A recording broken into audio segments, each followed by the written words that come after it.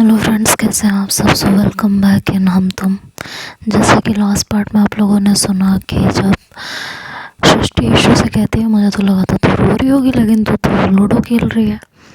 तो ईशु कहती है कि जो होना होता है वो होता ही है, रोना क्या, जो हो गया सो हो गया, बात खत्म। हालांकि उसके दिल में क्या चल रहा होता है ये सृष्टि को पता होता है, लेकिन वो भी इस बात को ज़्यादा नहीं बढ़ाती और कहती है, अकल आ गई तुझको, समझदारी वाली बातें करने लगी है। क्या बात है ईशु, मतलब तूने अब छोड़ दिया उसको। सॉरी। ईशु कहती है हाँ, इतने में खाना खाने के लिए बुलाने लगते हैं तो ये दोनों खाना खाने चले जाते हैं, साथ में खाना खाते हैं। इधर राबिया जो घर आती है तो देखती है कि घर पर ईशु के पापा बैठे होते हैं, तो थोड़ी शॉक्ड होती है उन्हें देखकर। वो अंदर जाती है और कहती है, नमस्ते अंकल, कैसे हैं आप। तो कहते हैं बिल्कुल ठीक हूँ, और कैसे चल रही है तुम्हारी स्टडी। तो वो कहती है कि बढ़िया चल रही है अंकल। अच्छा, ईशु ज़्यादा लड़ती तो नहीं है अब तुमसे। तो राबिया हंसने लगती है और कहती है, नहीं अंकल, नहीं लड़ती है वो, पहले लड़ा करती थी, अब नहीं लड़ती। अब तो पढ़ने लगी है, काफ़ी चेंजेस आ रहे हैं अब तो उसके अंदर। तो वो फिर राबिया के मम्मी पापा से कहते हैं, अच्छा तुम दोनों को याद है ना, शाम को घर आना है मेरे, याद से। तो राबिया कहती है, क्यों आना है अंकल, आपके घर में कुछ प्रोग्राम है क्या, कोई पार्टी वगैरह है। तो उसके पापा कहते हैं, नहीं बेटा, ये मेरा दोस्त बैठा हुआ है ना यहाँ पर, इसको आए इतना टाइम हो गया है मेरे घर पर, लेकिन कभी आता ही नहीं है। कॉल करके कितनी बार बुलाया है, सुनता ही नहीं है, इसलिए अब मुझे घर पे आना पड़ा इसे बुलाने के लिए। तो राबिया के पापा कहते, क्या यार, आ रहा हूँ ना, क्यों शर्मिंदा कर रहा है मुझे, अब तो आ रहा हूँ ना, 3-4 दिन के लिए वहीं रहूँगा, तो अब तो टेंशन ना ले, अब तो इतना जलील मत कर। तो ईशु के पापा कहते हैं कि वो तो देखूँगा जब आके रहेगा तब, अभी से कैसे बोल दूँ। इधर राबिया जब सुनती है कि ईशु के घर इतने दिन के लिए रहना है, ईशु के घर जाना है, तो उसे बहुत खुशी मिलती है। और वो ईशु के पापा से बोलती है कि अंकल आपसे एक रिक्वेस्ट करूँ, आप मानेंगे मेरी बात। तो कहते हैं हाँ बोलो, कि आप ईशु को कुछ मत बताना, हम लोग आपके आने वाले हैं रात को, प्लीज़ अंकल प्लीज़, सरप्राइज़ देंगे। तो ईशु के पापा कहते हैं, बेटा उसको होश नहीं रहता, कब कौन घर आता है कब कौन जाता है, वो तो ज़्यादातर अपने अंकल आंटी के यहाँ रहती है, लेकिन आप बोल रही हो तो इस बार बोल दूँगा कि वो कहीं ना जाए, कुछ दिनों तक घर पर ही रहे। राबिया मन ही मन खुश होती है और अपने अंकल से कहती है थैंक यू। उसके बाद वो थोड़ी देर बातचीत करते हैं और चले जाते हैं। इधर राबिया अपने रूम में आके चेंज वगैरह करती है, उसके बाद सीधे सृष्टि को कॉल करती है। सृष्टि फ़ोन उठाती है और कहती है, सृष्टि भी अपने घर आ जाती है, तो कहती है कि हाँ बोलो राबिया। तो कहती है, यार ईशु के पापा आए थे घर पे। कहती है अच्छा, वो तुम्हारे घर पे। हाँ मेरे पापा और वो दोस्त है ना, बताया था ना तुम्हें शायद। तो कहती है अच्छा हाँ। तो कहती है कि वो घर पे इनवाइट करके गए हो और 3-4 दिनों के लिए वहीं रहेंगे, मैं उसी के घर रहूँगी। तो सृष्टि जब ये सुनती है तो वो भी बहुत खुश होती है। वो कहती है अच्छा ठीक है, फिर रात को मैं भी आ जाऊँगी अपने मम्मी पापा से परमिशन लेके, और रात में हम वहीं रहा करेंगे, तीनों खूब मस्ती करेंगे, ठीक है राबिया। तो कहती है बिल्कुल। अच्छा ना, ईशु को नहीं बताना रहा सृष्टि, हम जो है सरप्राइज़ देंगे ईशु को। तो सृष्टि कहती है कि ठीक है, ऐसे ही सही, सरप्राइज़ ही देते हैं उसे। इधर ईशु के पापा घर पहुंचते हैं, ईशु को बुलाते हैं। ईशु कहते जी पापा। तो कहते हैं आज रात को मेरे फ्रेंड्स आने वाले हैं घर पे, तो तुम कहीं नहीं जाओगी। ईशु ये सुनती है तो उसका मूड ख़राब होता है पहले। इधर सृष्टि और राबिया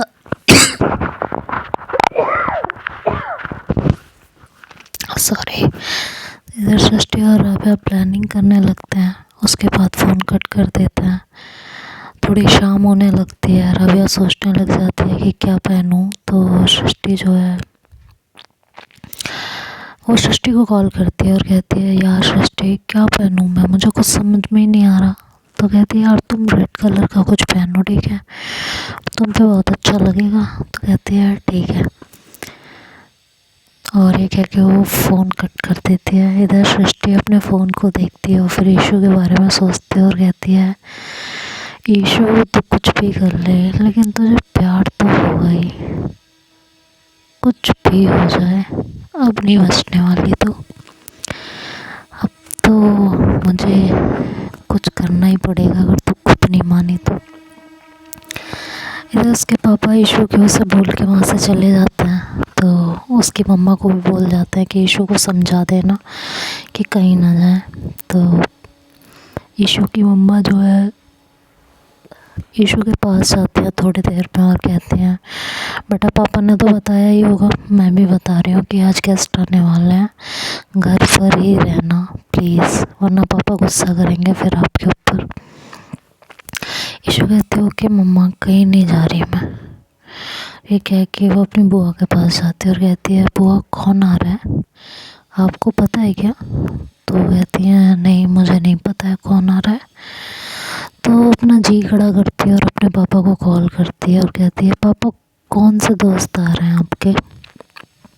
तो कहते हैं, है मेरा एक दोस्त, वो आ रहा है। कहती है, पापा आपके दोस्त आ रहे हैं तो उसमें मेरा क्या काम है, मैं चली जाऊँ अंकल के यहाँ? तो कहते हैं, तुम्हें मना करके आया था ना, तुम फिर से वही बातें कर रही हो। तो ईशू गुस्से में कॉल कट कर देती है और अपने रूम में चली जाती है। सृष्टि को कॉल करती है और कहती है, यार सृष्टि मैं ना परेशान हो गई हूँ।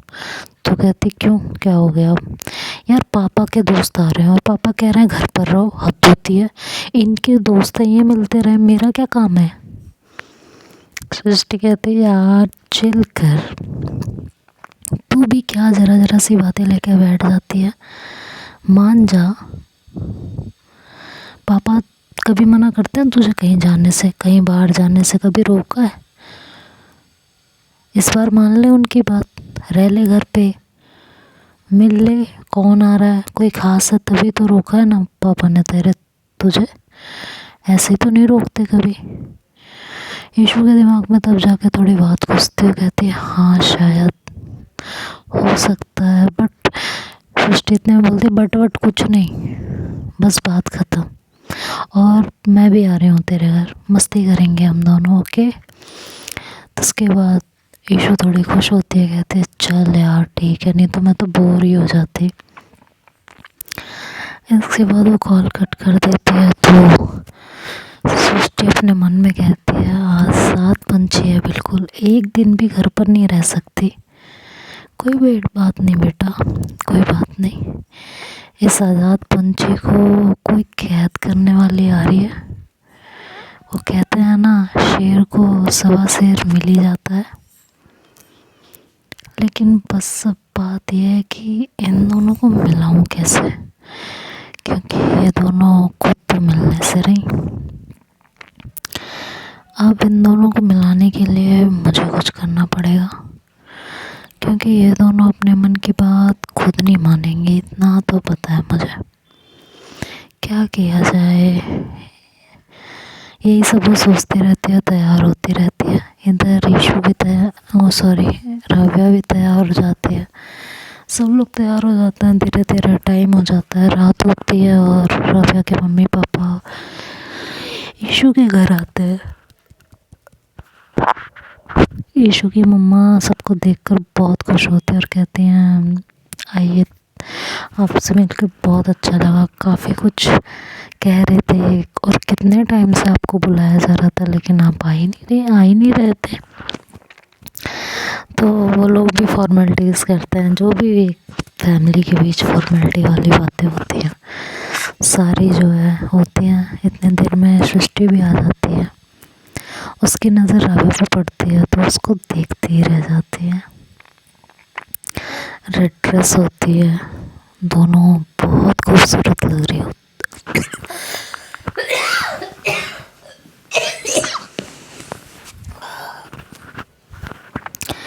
सॉरी, दोनों मतलब सृष्टि उसे देखती है तो बहुत खूबसूरत लग रही होती है। थोड़ी देर वहाँ फैमिली के साथ बैठते हैं, फिर उठकर बाहर आ जाते हैं।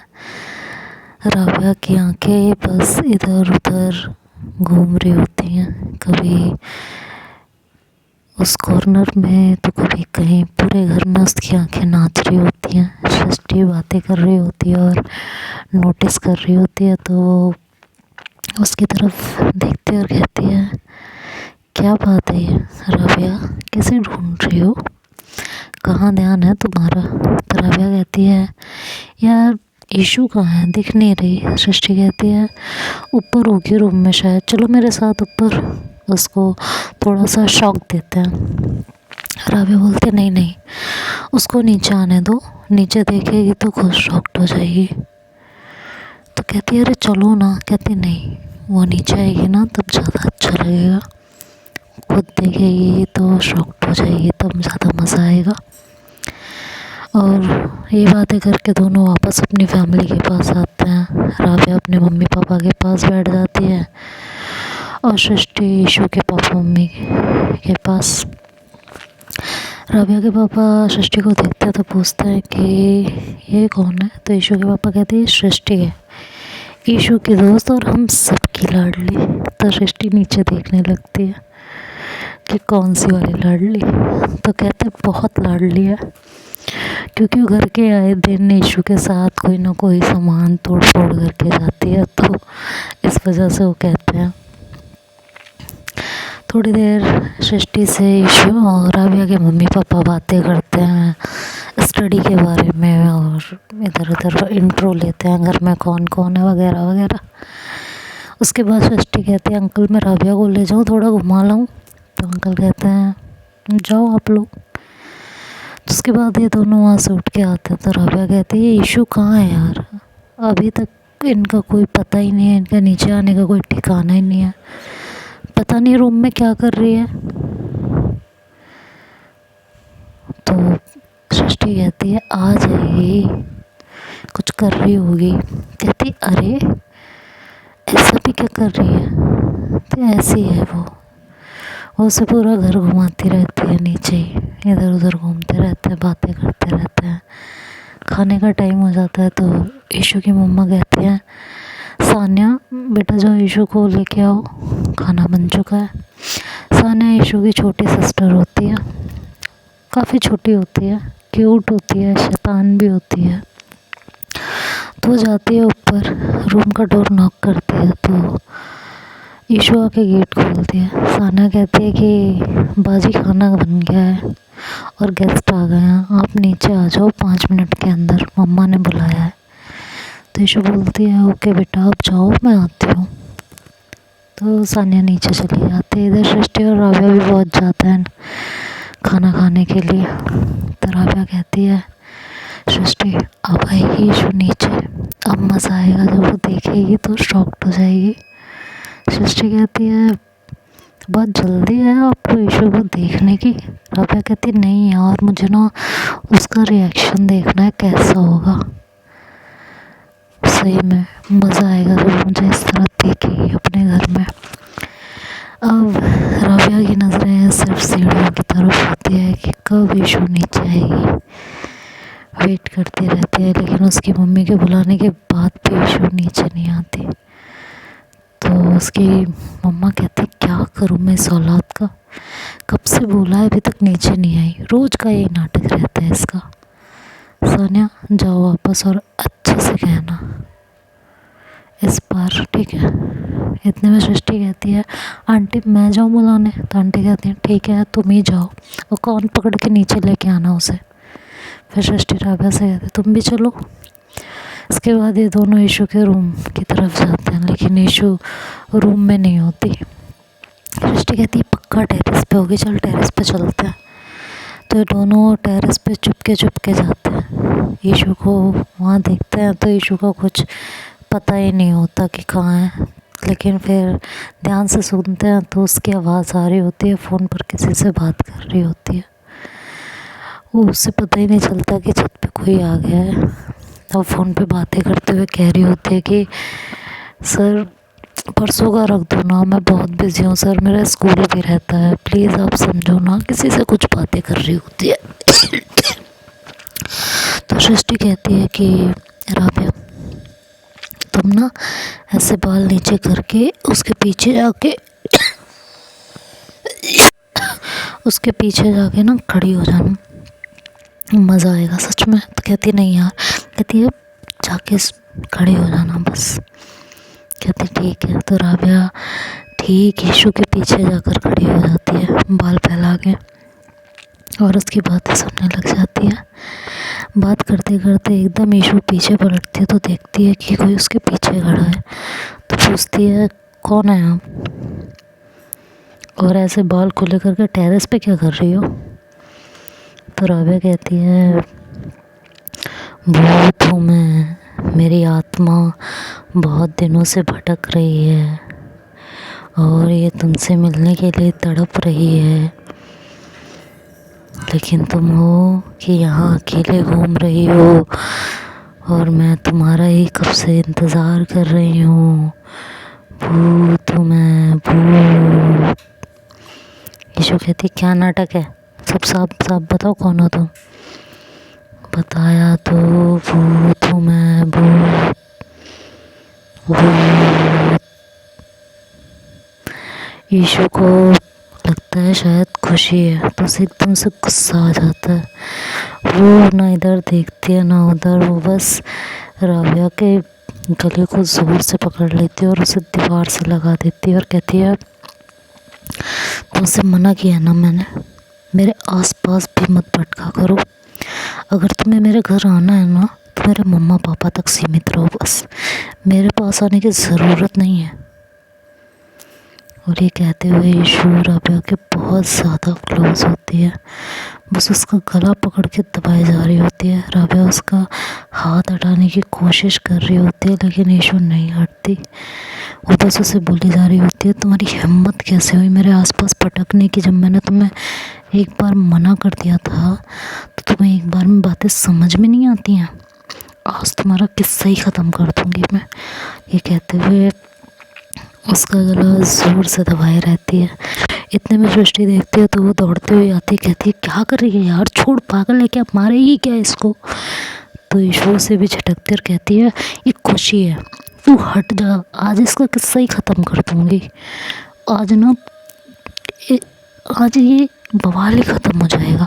इसको मैंने कितनी बार कहा था उस दिन कि मेरे से इसका कोई रिश्ता नहीं है, कुछ नहीं है, लेकिन इसे समझ में क्यों नहीं आता है।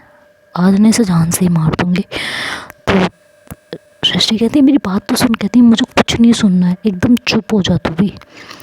उस दिन तो तू भी बोल रही थी ना, तो आवाज़ क्या है। और इधर राबिया की सांस छोड़ रही होती है, वो बस अपने हाथों से ईशू के हाथों पे मार रही होती है, छुड़ाने की उसे कोशिश कर रही होती है।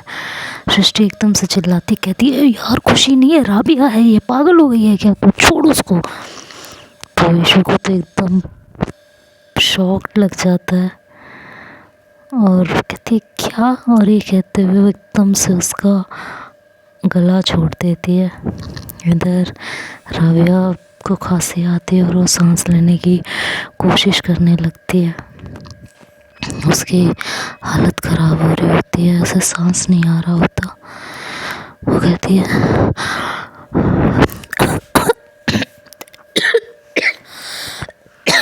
मैं आगे की स्टोरी अब बाद में सुनेंगे। मेरा भी गला कुछ ठीक नहीं है, तो आगे क्या होगा ये अब नेक्स्ट पार्ट में सुनेंगे। तब तक के लिए बाय बाय, टेक केयर।